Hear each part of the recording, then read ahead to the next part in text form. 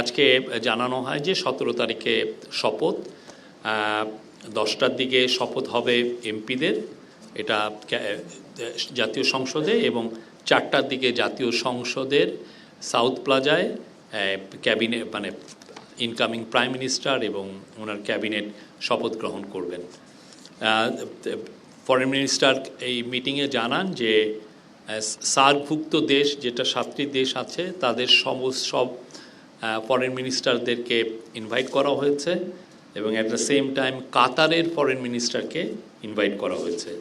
দেশের মানুষকে প্রতিদিন সুরক্ষিত রাখার প্রত্যয় নিয়ে সেফটি কেবলস সহ এলো সেফ সিলিং ফ্যান। আজকে এই মিটিং এই সাউথ প্লাজায় কিভাবে এই প্রথম সাউথ প্লাজায় এই ধরনের একটা অনুষ্ঠান হচ্ছে, তো এই অনুষ্ঠানটা কিভাবে পরিচালিত হবে, এটা যাতে সুন্দর সিমলেস একটা অনুষ্ঠান পরিচালিত হয় সেই জন্য আজকে বিএনপির 3 জনের কমিটির সাথে মিটিং আছে, তারা এই বিষয়ে বিস্তারিত আলোচনা করবেন।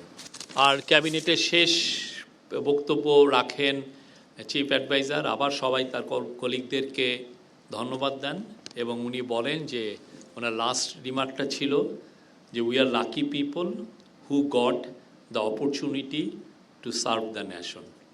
Thank you very much.